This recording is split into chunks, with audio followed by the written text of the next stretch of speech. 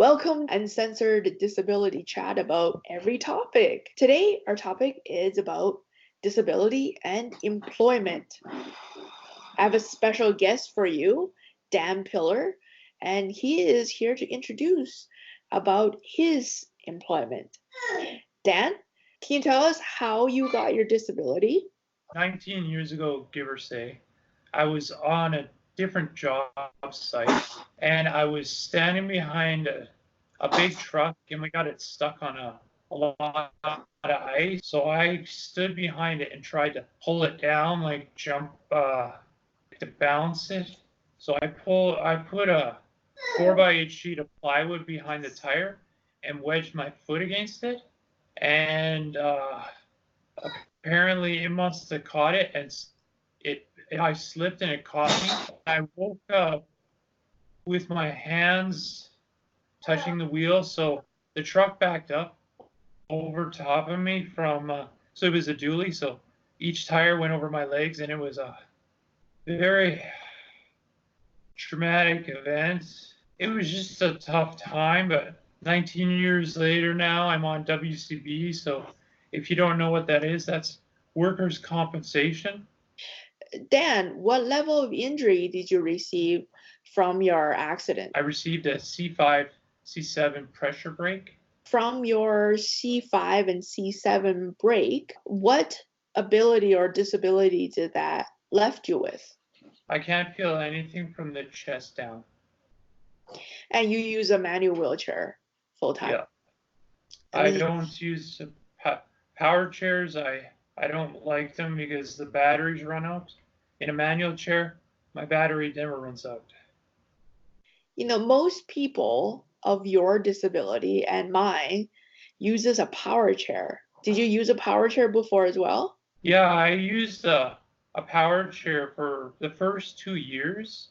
It wasn't until I started playing wheelchair rugby that I think it was former teammates, great guy, told me if you want to get serious with rugby, you need to be in your manual chair all the time.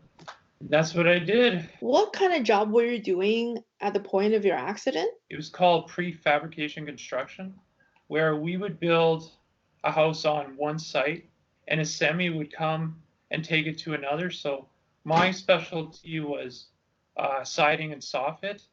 So that's whatever you see on the outside of the house. That's what I did mostly. After having your accident and being in a wheelchair, that's not a career you can go back to. Correct. So Dan is actually a writer. And Dan has written 2 books, poetry, and 1 short story. And are you working on another one right now? Right now, I'm actually working on a 5-part book. Well, it sounds like you caught the writing bug since you are just pumping out books. That's awesome to hear. So what got you into writing? Well, first I started to write poetry and I liked that. And then after I finished my book, the poetry book, I thought, why not do some short stories? And then that led to why make a short story? Just do one continuous story. And it's just like a forest fire. It just started up.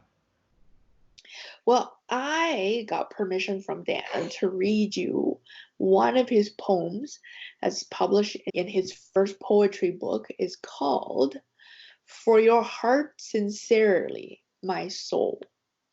So the poem I find that really resonate with a lot of people with disability is called I Wonder. So to read it to you, I wonder. As I lay here, I wonder how long I will have to wait till our path cross again.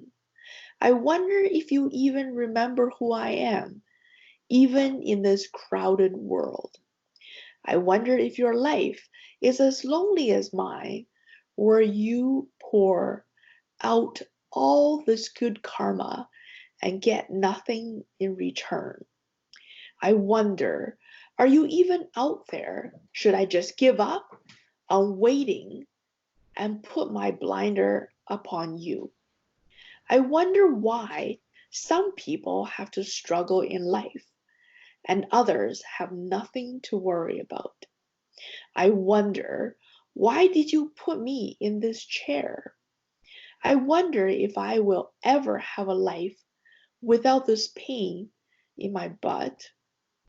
I wonder why she can't love me like I love her. I wonder what this world would be like if I was gone.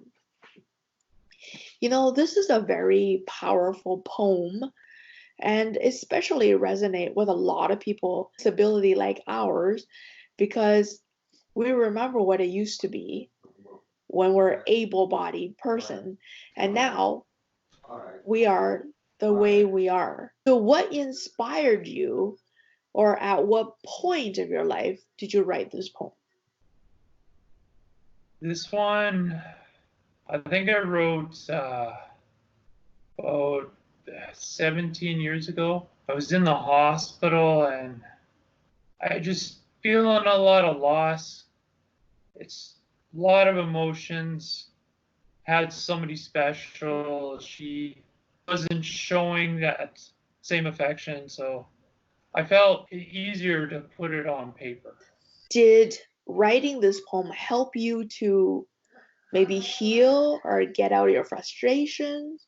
Frustrations, yes. It helped me just to let it out and just be like, okay, I'm done with that. I can move on. Is that where most of your poetry come from while you're in your deepest despair or happiness? Both of those, yeah.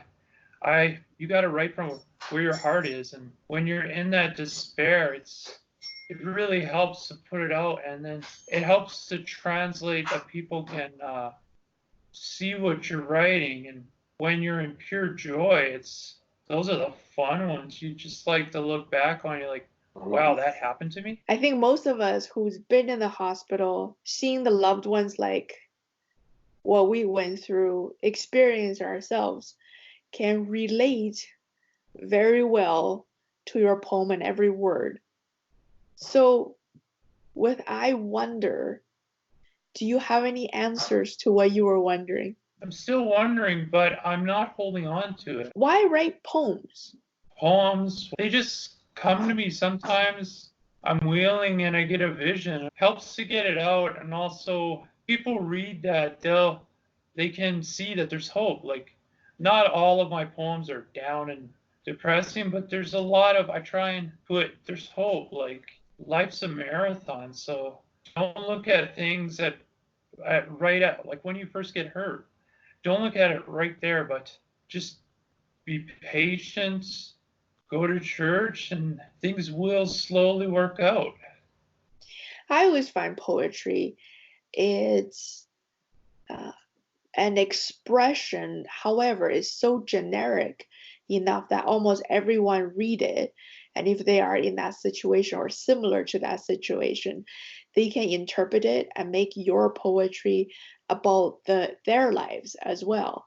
So then, everybody can relate in a poetic form to what you are going through and understand your frustrations. So if any person with a disability like ours, would you ever recommend them as a career, possibly dab into writing as well? Oh, for sure. As since we can't do a lot, like world closes a door, God opens a window for opportunities, and we can't do a normal career, but our imagination is the biggest tool I use. Was it very difficult to write, to edit, to get it published? Writing was the easy part. All I will always say is you take your time.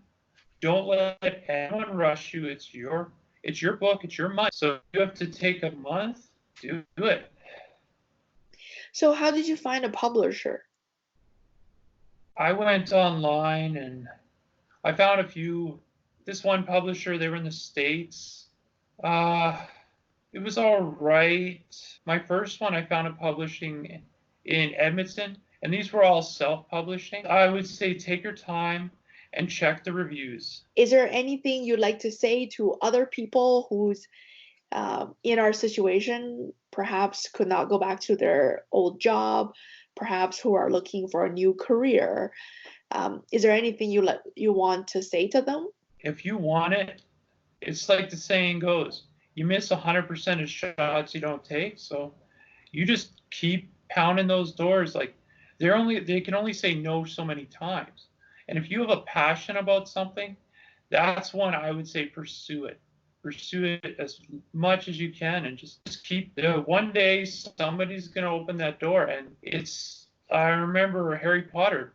They had to go to 13 different publications before it got out there. So, hey, every dog gets his day. So essentially, what Dan is saying that don't ever give up. If you want something bad enough, if you want something for yourself, and if you want to find a career, find what you like, work on it, and don't give up. And if one door closes, there are 6, 7, 20, 80, 100 out there still yet for you to knock on to make your dream come true and find the career for you. And like my kid said, hey, give you a He's little hint Canadian of now. encouragement. And towards the end, like what we always do, don't let a bad thing keep you down. Remember, always look on the Look on the bright side bright of life. life. See you next time. Thanks, Later. Dan.